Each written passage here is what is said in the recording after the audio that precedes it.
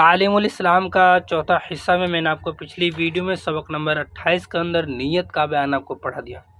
اگر آپ کو اس سبق کے اندر کوئی بھی لفظ آپ کو معنی سمجھ میں نہیں آتے ہیں تو آپ ہمیں کمنٹ کریں، انشاءاللہ میں بتانے کی کوشش کروں گا، اور جو ہے اس ویڈیو کو آپ اپنے دوستوں میں شیئر کریں، ٹھیک ہے؟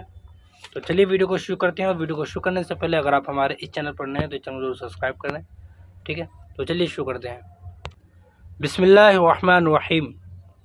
روزے کے مستحبات کا بیان۔ سوال: روزے کے مستحبات کیا کیا ہیں؟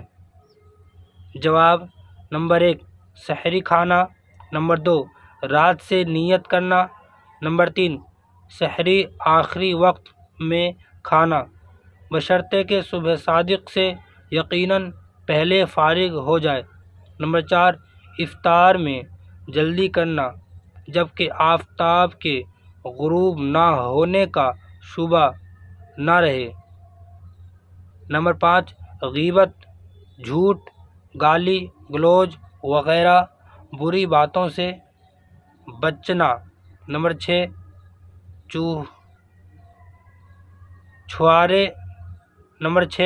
چھوارے یا کھجور سے، اور یہ نہ ہو تو پانی سے افطار کرنا۔ سوال: سحری کسے کہتے ہیں اور اس کا وقت کیا ہے؟ جواب: سحری اخیر رات میں صبح صادق سے پہلے کچھ کھانے پینے کو کہتے ہیں۔ رات کا آخری حصہ صبح صادق سے پہلے اس کا وقت ہے۔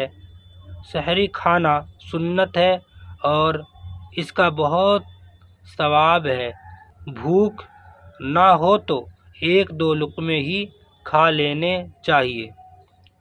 یہ میں نے آپ کو سبق نمبر 29 کے اندر روزے کے مستحبات کا بیان پڑھا دے گا۔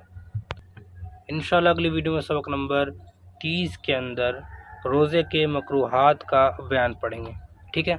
تو ملتے ہیں اگلی ویڈیو میں، تب تک کے لیے السلام علیکم ورحمۃ اللہ۔